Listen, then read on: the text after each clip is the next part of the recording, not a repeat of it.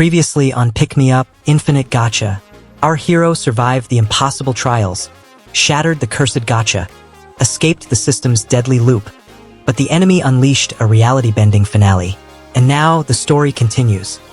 Jid collapses, blood spilling. The goddess' arms crack, shards flying. Azura erupts from the wound, dark energy flooding the arena. The party reels as the boss awakens. The Azura.gg timer flickers to start. The second countdown now looms over the battlefield. The Azura tower looms. Hansen gapes, then mutters a confused "huh" as the darkness spreads. His hesitation shows the team's shock. The danger escalates. Huh. Opal spins around, her eyes flashing with urgency.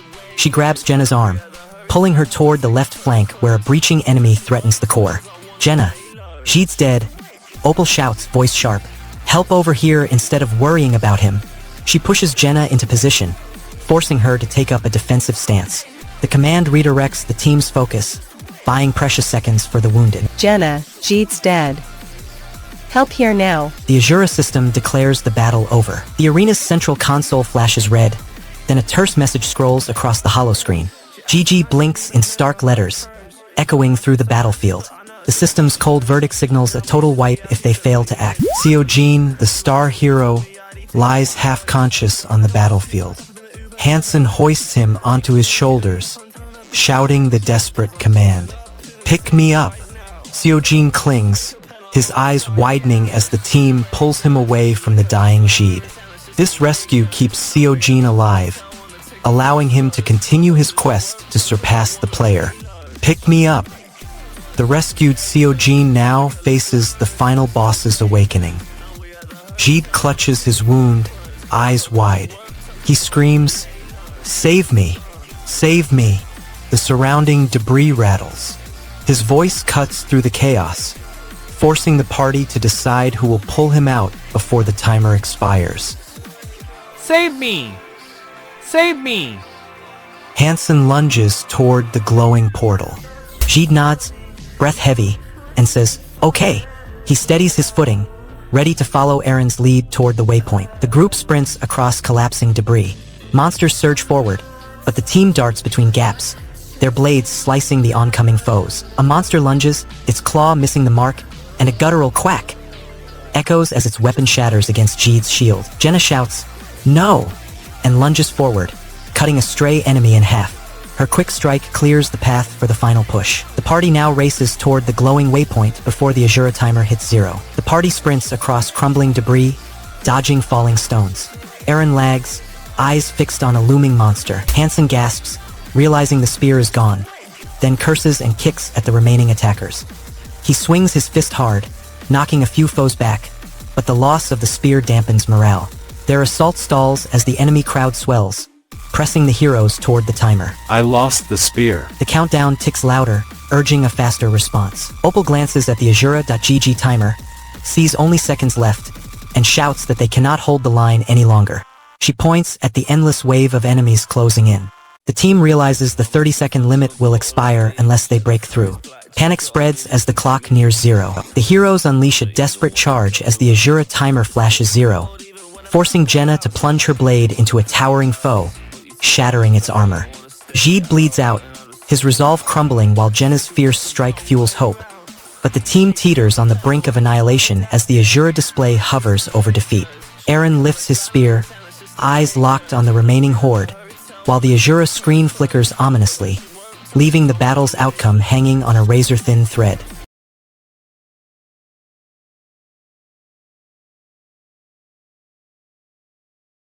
You clearly have taste. Subscribe to Manwa with Harry. It's what the real fans do. Han bleeds out on the 5th floor, and the battle is already lost. The screen flashes the game title, Pick Me Up. Han's avatar flickers. Blood droplets stain his half-transparent figure. He clutches his side, desperate. The next scene shows his crippled state as enemies close in. Han collapses onto cracked stone floor, crimson spray soaking his armor. A towering skeletal boss towers above, its massive blade humming. Dark energy swirls around the monster, ready to strike. The following scene captures Han's startled gasp. The boss swings its blade, a gust of wind slashing the corridor. Han scrambles, his hand gripping a glowing rune. He yells, his voice cracking. Han glances at the towering walls, recalling Earth's normal sky. He mutters that nothing like this ever happened back home. The alien architecture twists, confirming his reality is far from ordinary. Nothing like this ever happened on Earth. A sudden tremor shakes the floor, hinting hidden mechanisms. Han clutches his chest, voice cracking, as he asks why he exists here. A low echo reverberates, answering his question with cold silence. The silence fuels his desperation, urging him to act. Why am I here? The boss's shadow looms, promising a next attack. Han screams, why? As his vision blurs from blood loss. His comrades scramble, trying to pull him upright. Han shouts defiantly, daring the foe to strike. He taunts, do you want to kill me? Give it your best shot. Then, you wretch.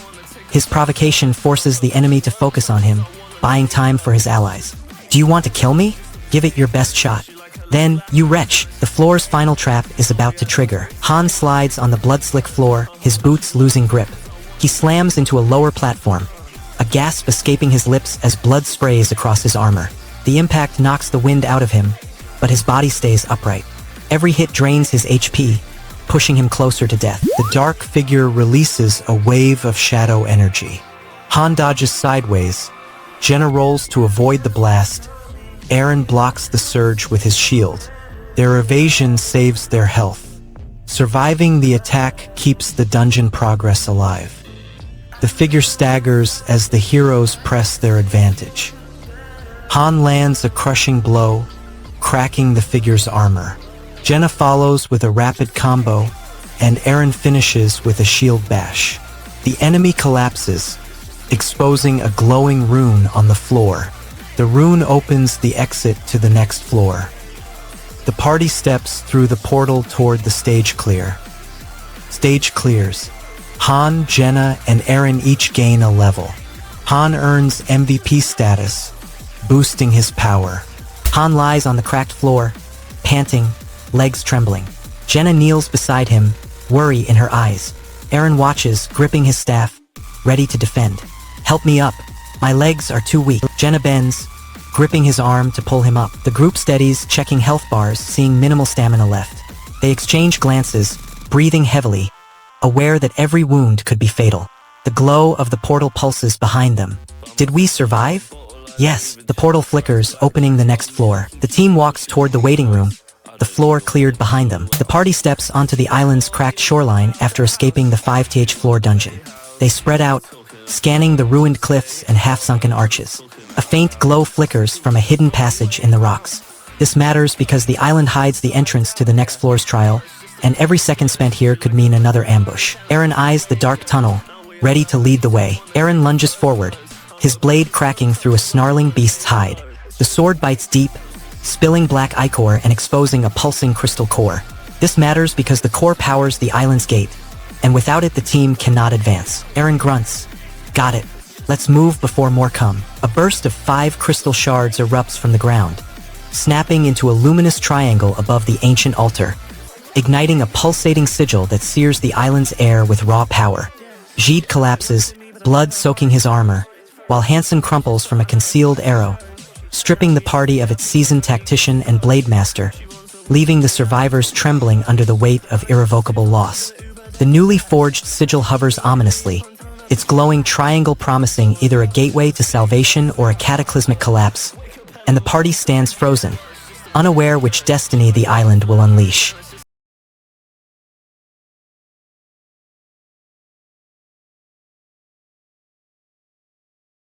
Save hours of reading.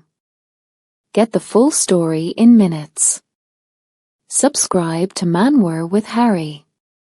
Half master, half hero, he erupts into berserk, mind-shattering as battle roars. Seojin Han's form flickers, crimson aura erupts, muscles tense. Enemy troops freeze, stunned by the sudden power surge. This marks his first berserk awakening. His comrades brace for what he'll do next. Jenna charges forward, sword drawn, eyes blazing. Lewis lifts his shield, muscles bulging. Jeffrey mutters, clutching a potion. Owen steps back, hand hovering over his staff. All watch Seojin, waiting for his next move. The party wonders if they can follow his lead into the forest. Seojin checks his skill scene, sees a new red icon glowing. He taps it, confirming activation. The UI flashes Berserk unlocked. Seojin asks Dio whether the new member earned a skill after the previous fight, hinting at the party's power balance. The answer prompts a quick appraisal of her abilities. She's talented and hardworking. Jenna confirms the newcomer's competence, suggesting she may already possess a useful skill. Erin's situation is about to be contrasted. Compared to her, Erin didn't get any skills despite working hard. Seojin points out the unfair skill distribution, highlighting Erin's frustration and the party's internal tension. The Forest Queen's next attack will test whether they can unite despite the disparity. Seojin checks the growth table. Seojin reflects on the timeline. A month has passed in this world, which equals about 10 days in real-time mealtime. The prolonged stay raises the stakes for the upcoming Kendert Forest hunt. It's been a month here, 10 days in mealtime. The party now prepares to chase the Forest Queen. The login logs on the holoscreen, taps the data, and declares his prediction. He points to the fluctuating timestamps, then says he can guess any upcoming login pattern.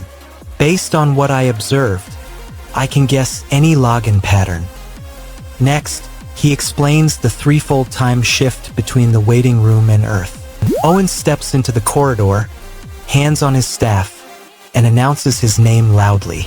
He admits his own combat skill is low, saying the group shouldn't count on his damage.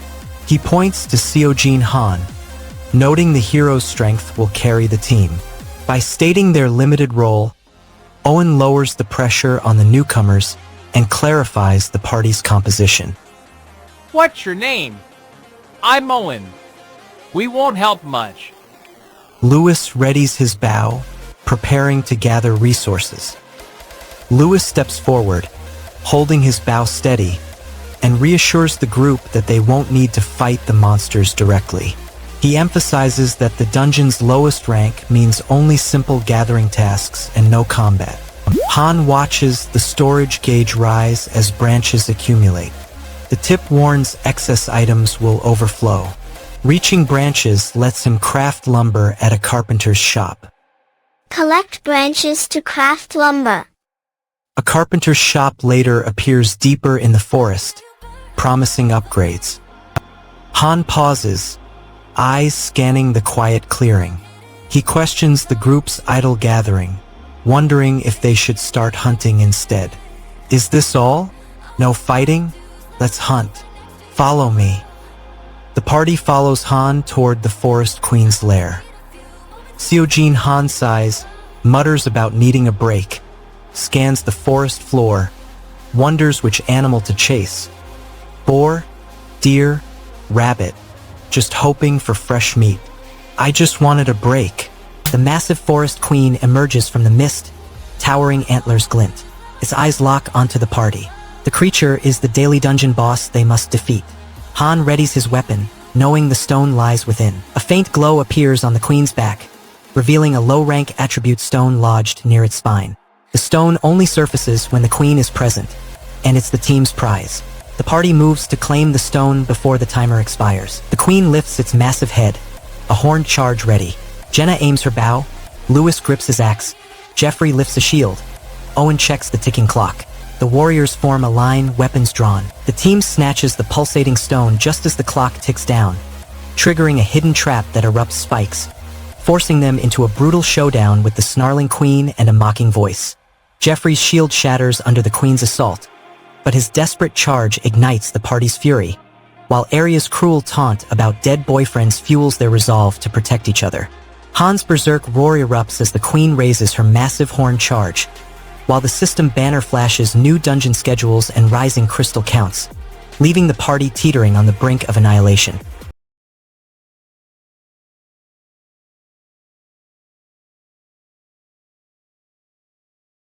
There's a reason the system is acting like this. Subscribe to Manwa with Hari to uncover the truth. A horned monster, drinking queen's blood, will shred the village tonight. Han and Jenna arrive on Sinmeal Plateau. The beast snarls, horns glint. His threat halts their harvest. Jenna readies skill, eyes the creature. Jenna's skill will decide the next clash. Jenna steps forward, draws her bow, and shouts, "Bring it on!" Han steps back, covering her. She looses an arrow at the beast, aiming its weak spot. The creature recoils, snarling. Jenna's next move could turn the tide. Han chases a deer for Queen's blood. Jenna spots a goblin village, a horn blares, signaling hidden allies. They realize goblins set traps. The hunt pauses as they assess danger. Han shouts across the clearing, calling Dara to join. The shout echoes among trees, urging her to bring needed tools. Her arrival is crucial for processing the hunt. Dara rang. Jenna's new skill ignites as the forest watches. Jenna's aura flares, signaling the hunter of the forest skill activation. She gains heightened tracking and animal sense. This boost lets the party secure more prey before nightfall. Han wonders if another awakening follows. Han looks at Jenna, eyes wide, asking if another skill will awaken. The question hangs as tension rises.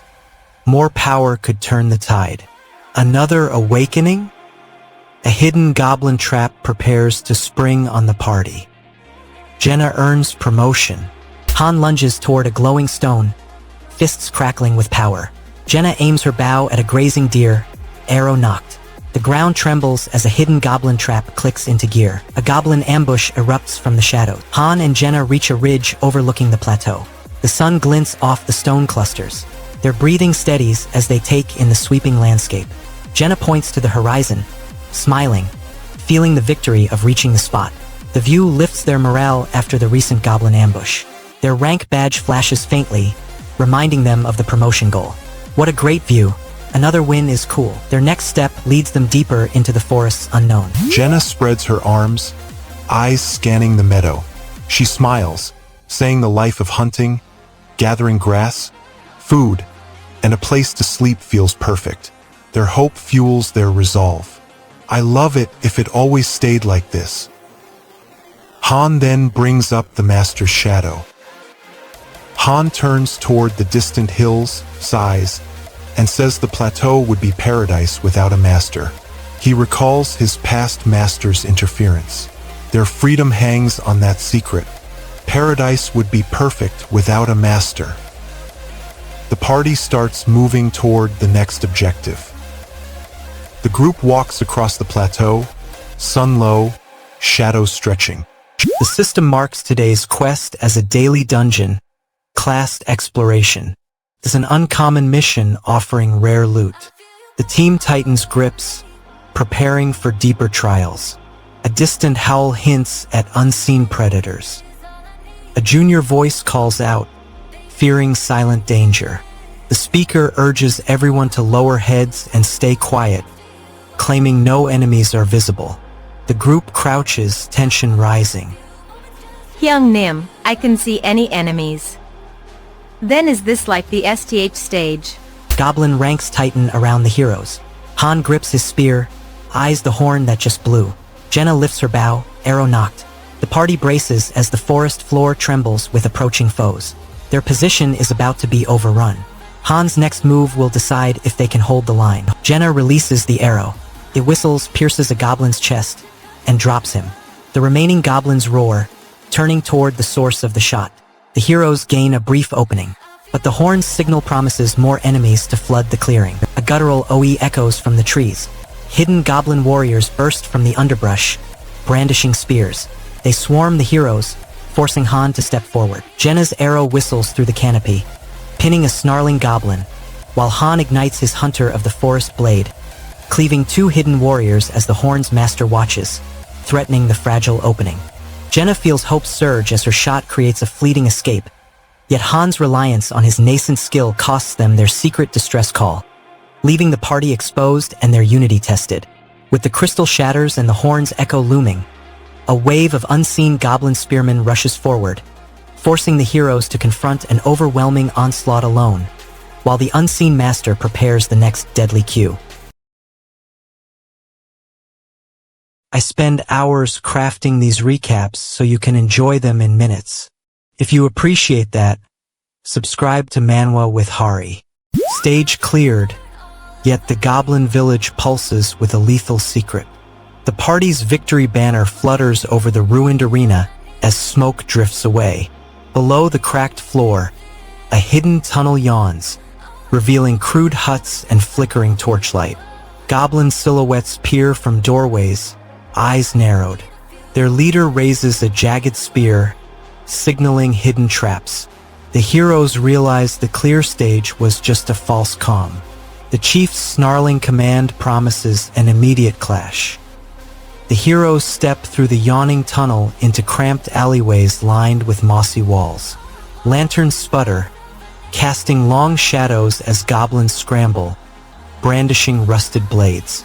Ahead, a massive wooden gate blocks the main square, its hinges corroded but still sturdy. Seojin Han shatters the final pick-me-up trial, then crashes into a goblin hamlet where Edit, a sleek thief, meets the pulverizing wolves, Avant, Wave, and Bane. Avant rallies the squad, sparking a raucous debate over meat while the synthesis console hums, revealing hidden dungeons and the cruel truth. Their summons were forged for war. Han recalls the term streams for linked exploration quests. He knows that mastering streams shows a player's skill. He feels frustrated, unsure if any top-tier player ever saw this hidden tunnel. The lack of guidance makes his progress harder. He tightens his grip, determined to push through. He wonders if the next stream will unlock a new summon. A floating scene shows Edit's data: Thief, LVL, 010th EXP, STR 1313, INT 1010, HP 14/14, AGI 1717.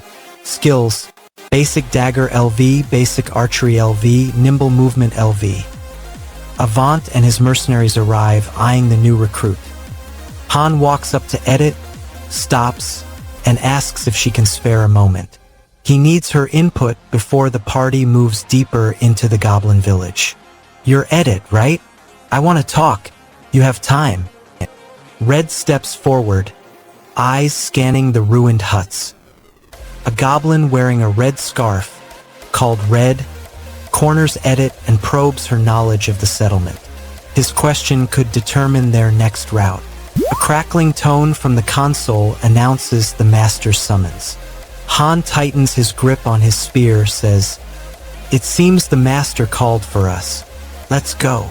He signals the squad, and they rush toward the glowing portal. The ground trembles under their boots as the portal's light intensifies. Their haste draws the attention of nearby goblin watchmen. "It seems the master called for us. Let's go." Their sprint leads straight into the meat-loving goblins' camp. A burly goblin bursts forward, arms raised, shouting, "It's been so long since I ate meat. I'm curious who the master is." The speaker is Avant, leader of the pulverizing wolves, slamming his fist on a wooden barrel. Avant snarls, "For free? That? You're strong, agent you?" He stares at the agent, questioning the bargain. His eyes flash with greed and suspicion, unsettling the group. The criticism erupts next. Wave growls, "Who slacked through training? Why ask for help now? Begging in front of strong foes is how you survive." He accuses the party of laziness, heightening the tension. The hidden dungeon mouth yawns, testing them. The group feasts on Jenna's meat, pretending training while ignoring Chloe's lessons. Their laziness stalls progress, risking failure in the hidden dungeon. Avant's greed will surface when the entrance yawns. They narrowly dodge a synthesized purge, yet brag about hard work.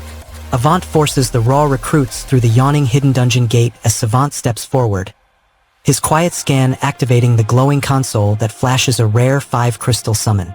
Jenna's team teeters between greed and laziness, risking collapse while clutching the promise of power that could rescue or doom them. Each member feeling betrayal and longing for validation. Han stares at the 5-crystal slot, torn between unleashing the upgrade now or saving it for a greater threat, while the unseen enemy watches, ready to strike. There was a hidden detail in this chapter you probably missed. Subscribe to Manwa with Hari and I'll reveal it next time.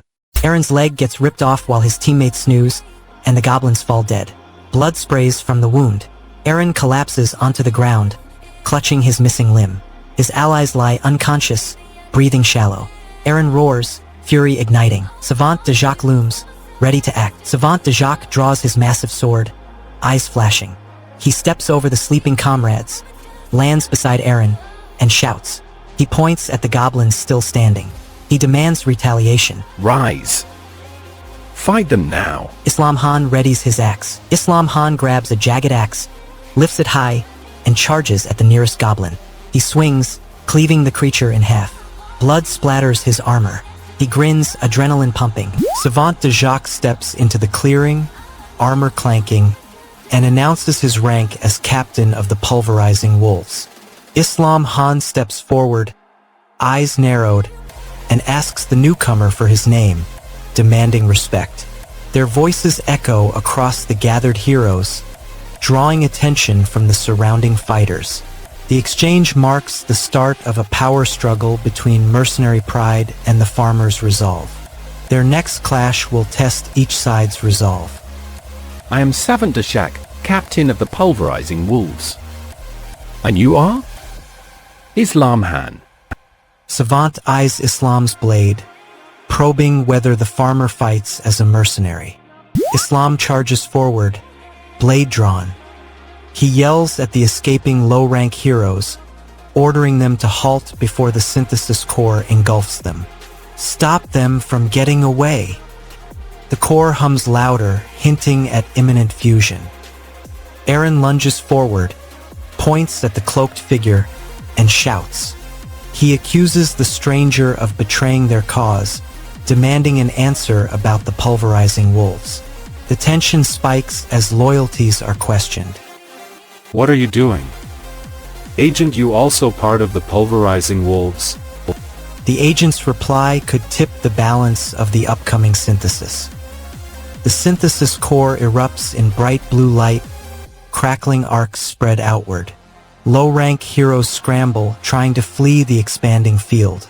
Islam Han steps forward, points his weapon at Savant, and demands he lower it. He argues the fight has gone too far, suggests ending the duel because night falls. His plea tries to prevent further bloodshed and keep the synthesis ritual from spiraling. Savant hesitates, glancing at the glowing platform, while the rest of the team listens. Did you raise your weapon, Savant? Let's stop. It's late. Savant's response will decide if the duel continues. Savant de Jacques lifts his head, smirks, and declares he knows the whole plan. He asserts his knowledge of the synthesis and the hidden mechanisms controlling the heroes. His confidence rattles the others, especially Islam Han, who expected uncertainty. You're totally nuts, huh? What did we even do to you? Savant snarls at Islam, dismissing the challenge as reckless. The taunt fuels anger, tightening the rivalry. Their words sharpen the conflict, pushing both toward a lethal exchange. Savant now questions Islam's true purpose for the duel. I know how guys like you behave. Asking if everyone's here just to size us up. You don't want strong opponents, so you force this test. Savant accuses Islam of avoiding powerful foes, framing the duel as a trap. This reveals the Master's plan to use their fight as raw material. The duel's outcome will decide who becomes the next synthesis sacrifice. Savants and Islam lock eyes as the synthesis timer ignites, forcing both warriors to agree that the victor will literally devour the loser, turning their duel into a deadly, consumable experiment. Rex's taunts and Blaze's accusations sharpen the rivalry, leaving Savant teetering between pride and the terrifying prospect of becoming a sacrificial fuel, while Islam feels the weight of a possible annihilation. As the Master watches the glowing console and the timer counts down, leaving both combatants poised on the brink of a fatal collision that could shatter the synthesis and rewrite every rule.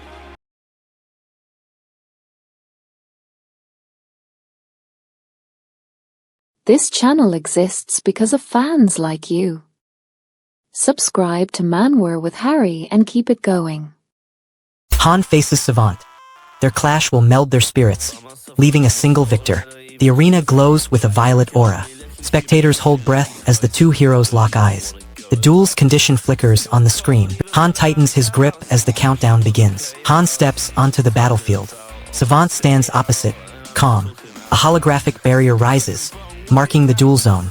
Both raise their stances, ready to strike. Savant's eyes flash, hinting at his hidden power. Savant nods, his hand hovering over the synthesized toggle. Han slams his fist, confirming the condition. The UI flashes, synthesize, activated. Both heroes accept the risky rule. Agreed. Synthesize. I'm in. Han erupts into berserk mode. His level stats flash. Strength, intelligence, HP, agility. Sword skill, pain tolerance, composure, berserk. The surge fuels his attacks. Savant eyes the berserk aura, ready to strike. Savant lunges, blade slashing through the berserk aura. Energy ripples as the synthesized field overloads, sending a wave of light across the arena. Han grunts, his stamina straining under the amplified clash. The overload threatens to break the duel's rules. Savant snarls, accusing Han of daring to fight despite their massive level gap. He taunts the novice, demanding he concede. The challenge fuels the crowd's excitement, raising the stakes. How dare he act up when our level difference is so big? Tim leans forward despite shattered shield shards, shouting through his injuries to get Han's attention. Speak clearly. I can hear you. The arena walls begin to close, forcing a final decision. Han steps forward, eyes narrowed, and shouts, demanding explanation of how the dual condition ties to the synthesis. He forces Savant to clarify the link, because the answer decides whether the duel can continue under the hidden rule. How are these two things related? Savant's next reply could lock the battle's fate. Savant lifts his wounded hand, declares that his word alone defines the relation, tightening the duel's logic. His claim gives him leverage as the duel hinges on who controls the rule. Savant steps back, laughs, gestures at the fallen star heroes, and mutters, "Si still the end for a trash hue." He mocks their weakness, feeding his confidence. "Si still the end for a trash hue." His mockery fuels the crowd's roar. Savant spreads his arms, invites Han forward, says, "Come over. We happen to need one person. It all works out. Eos, you know the price a traitor has to pay, right?" He threatens severe punishment for betrayal. "Come over. We happen to need one person. It all works out. Eos, you know the price a traitor has to pay, right?" Han must decide before the synthesis ignites. Ian steps forward, aura flaring, his voice echoing across the battlefield.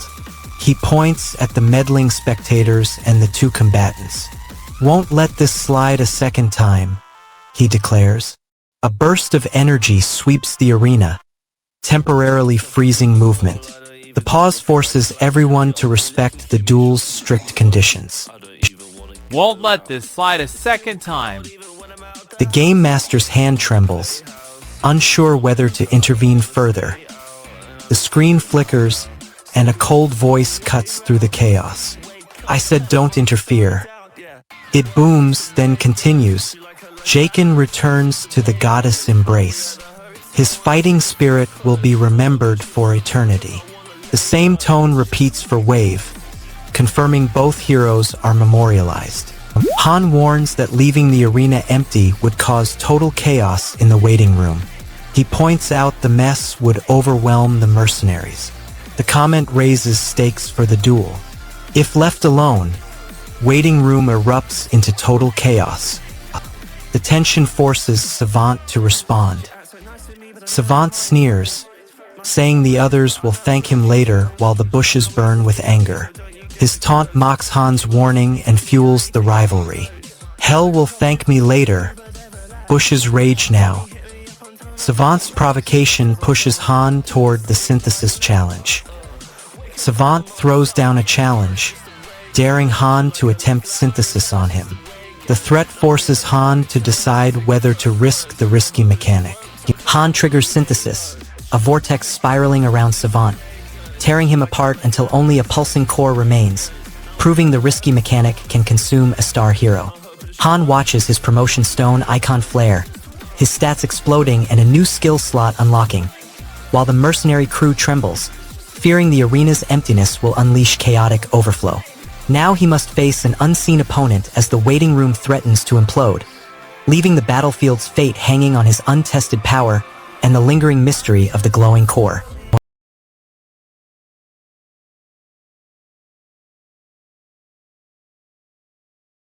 The psychological warfare in this arc is insane.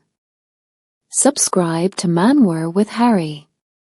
6 elite warriors stand before the enraged master as the sword-wielding invaders close in. Lewis, Jeffrey, Owen, Audio, Arnold, and Duncan tighten their grips, eyes fixed on the incoming threat. The master's fury prepares to ignite a deadly synthesis. The master's rage will soon turn them into light. Master Prabhat points at the 6 and shouts, demanding they form a circle. Lewis steps forward, spear raised. Jeffrey ignites a flame. Owen knocks an arrow. Audio hums a sonic blade. Arnold and Duncan lock shields together. Form the circle now. Their tight formation triggers the synthesis ritual. Prabhat lifts his staff. A bright aura spreads. Light erupts, swallowing the 6 frontline members. Jenna raises a brow, questioning the abnormal count. If a party needs 5, why call 6 now? The group glances at each other, uneasy. The answer hangs in the master's next word. Master raises his staff, voice booming. It's for synthesis. Light crackles, circling the 6. Their armor glints, anticipation spikes. The light grows, threatening to consume them. Radiant energy erupts from the master's staff, wrapping the 6 in blinding white. Their silhouettes fade as the light swallows them. The arena blurs, leaving only the master's silhouette. Disc Allen watches, ready to claim the new skill. Light fades, the 6 silhouettes vanish. The master remarks that before they arrived, the identity of the sacrifice didn't matter. He implies the loss is inevitable, shaking morale. Before you arrived, it didn't matter who was sacrificed. The survivors now confront the looming 10th floor dungeon. The master points at the fallen heroes. He shouts that anyone who wants to stay alive must prove usefulness. The group looks uneasy, fearing the next sacrifice. If you want to live, then prove that you're useful. The camera shifts to the next scene, showing the party scrambling. Han lifts his sword, eyes scanning the field. Dawn breaks over the battlefield. Light filters through shattered walls.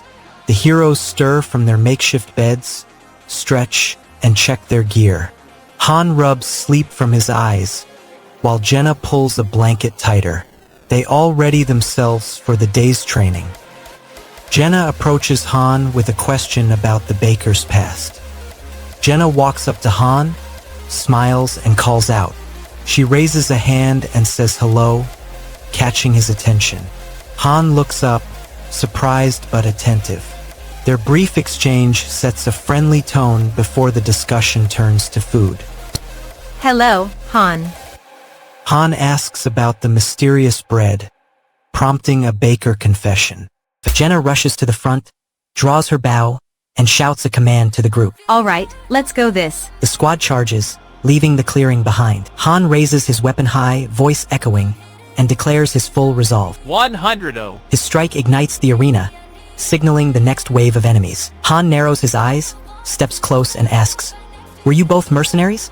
Or from some famous martial family?" Jenna breathes heavily, wipes sweat, and shouts, "Huff huff! No, I'm just a hunter's daughter." The exchange reveals Jenna's humble lineage, explaining why she lacks formal training and why the team must adapt to her raw skill. Han charges at the master, blade alight, his thunderous strike igniting the arena as a mysterious crystal erupts, bestowing Edit with a game-changing trap disarm ability. Jenna's furious confession shatters her confidence, yet Han's forgiveness fuels her determination, binding the squad with renewed purpose and a shared belief that relentless effort outweighs past titles. The flickering symbols hint at deeper power, but looming wolf pack snarls, and the next synthesis looms, leaving the party on the brink of an unseen, potentially fatal showdown. Your boss doesn't need to know you're watching this. Subscribe to Manwa with Harry. Usher transforms into a level-killing machine. The master smiles. The synthesis chamber hisses. Metal plates drop, and his new armor flickers to life. The survivors stare at the cold weapon. Teresa begins counting the fresh recruits, eyes narrowing. More bodies appear in the corridor. Fresh star heroes crawl out of the synthesis pods, helmets cracked. The group watches the influx grow. Everyone knows the numbers are rising fast. Usher notes the looming shortage of supporter position. Usher points to the control scene. He explains that only 2 supporter slots exist per facility. Anyone else faces synthesis or death. Dino nods, eyes narrowing. The tension rises as options shrink. The system flashes open dungeons.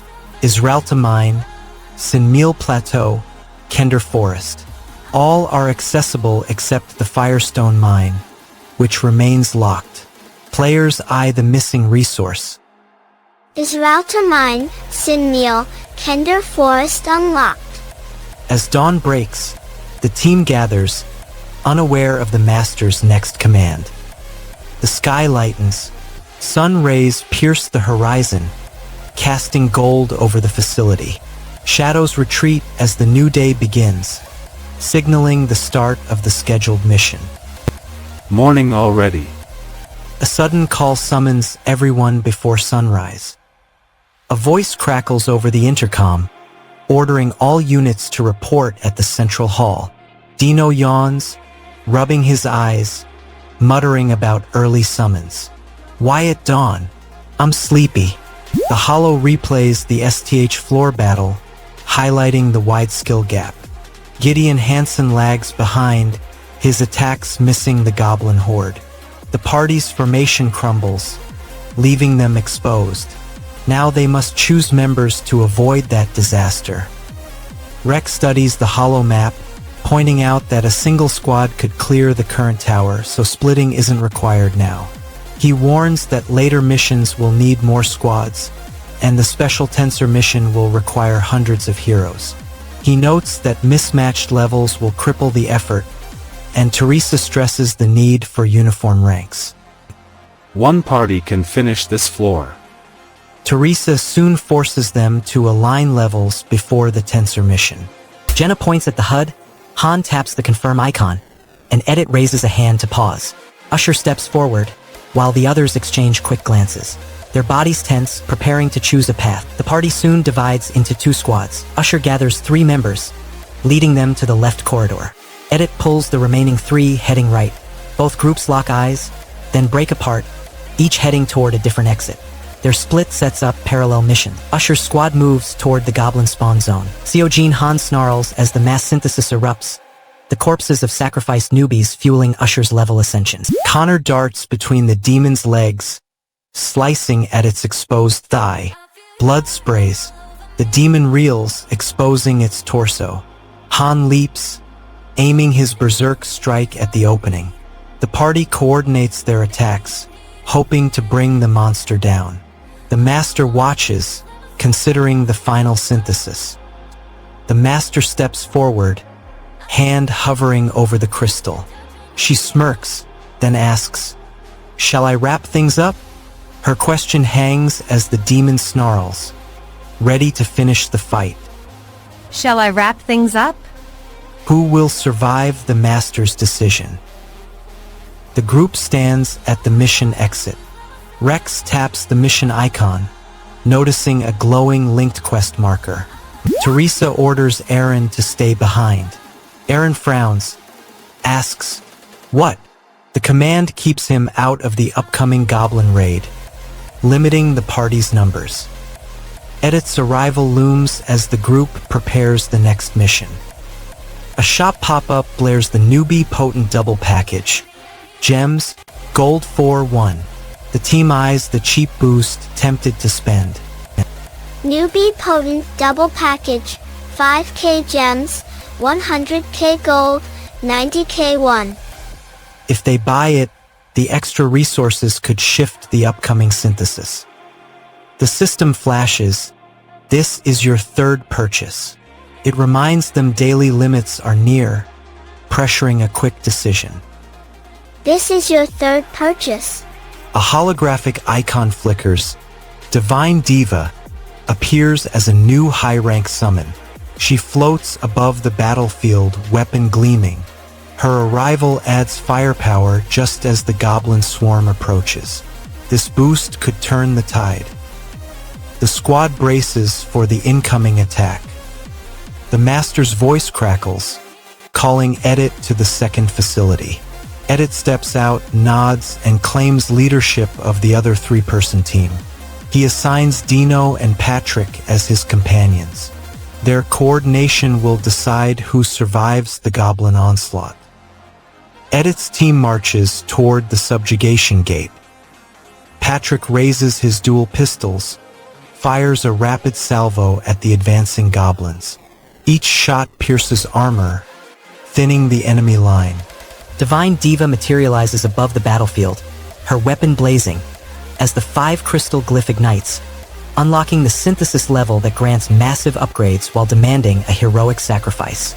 Enos collapses into the altar, pouring his life into Usher, who surges to a higher rank, while the team feels both the warmth of a Firestone boost and the chilling loss of a comrade. A blue barrier seals the Master's area, halting synthesis, as Goblin Commander Marin charges, and the system warns more heroes will be marked for sacrifice, leaving the squad teetering on annihilation.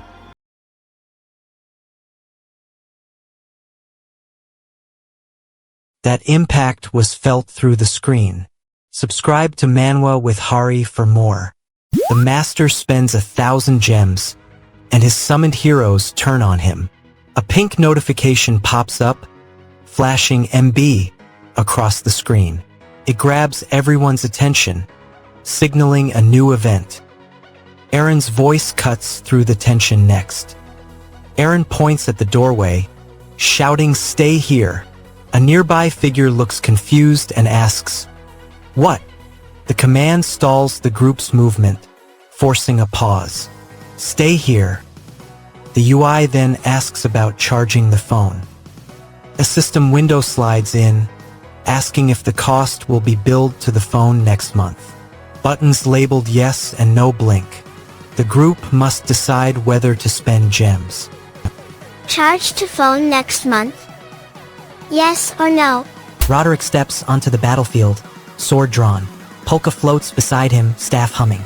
The summoned heroes take formation, eyes scanning the arena. Their stance readies them for the upcoming test. A sharp cry echoes, "Ack!"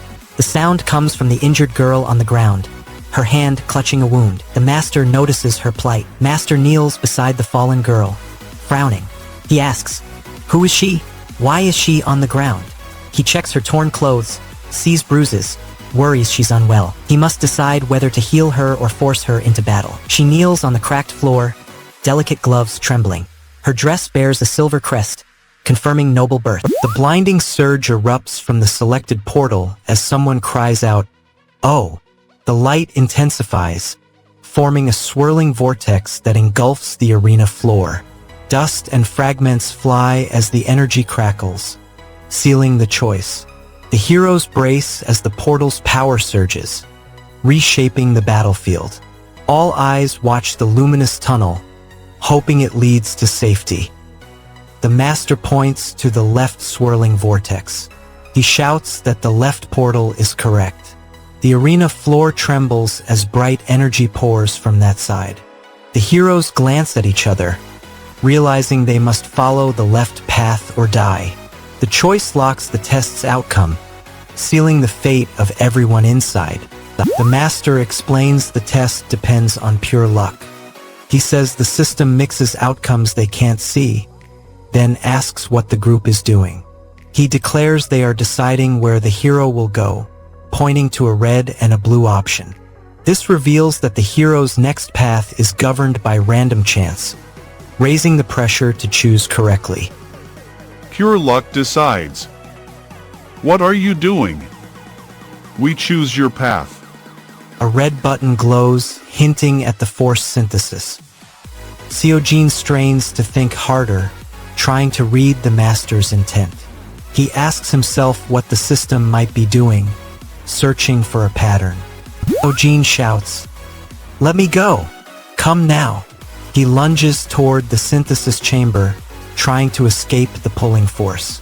His frantic move threatens to disrupt the device's cycle. Let me go. Come now. The master's warning echoes as chaos spreads. An angry voice yells, "Shut up and go in already." The speaker forces the group toward the new magician's area, demanding they obey despite confusion. The pressure pushes everyone into the synthesis zone. Shut up and go in already. The synthesis device powers up, ready to merge heroes. The master steps forward, eyes cold. He warns the group, "Unless you want to become like them." His words echo across the chamber. The master leans close, eyes cold. He asks the heroine if she hates fighting and demands an answer. He also wonders why she stands in this strange arena. The question forces her to face her purpose, starting the trial. Do you hate fighting? Answer me. She must decide whether to answer honestly or stay silent. The master presses, asking if she came here to fight. He reminds her a star hero should already know the reason, showing his frustration at her unknown motive. The pressure builds, forcing her to justify her presence. Did you come here to fight? A star knows. Her reply will decide if the master lets her proceed. The master forces the heroine to choose between two glowing stones, sealing her fate as she steps toward the crack of time, and, while the vortex threatens to consume them all, Polka's trembling staff glows with desperation, her hope hanging on a single spell that could save her friends or condemn them to become the very monsters the master warned about. As the heroine reaches for the red stone, the air ripples with the master's chaotic chant, and the crack yawns wider, leaving the hero's survival and the true purpose of the test hanging in uncertainty.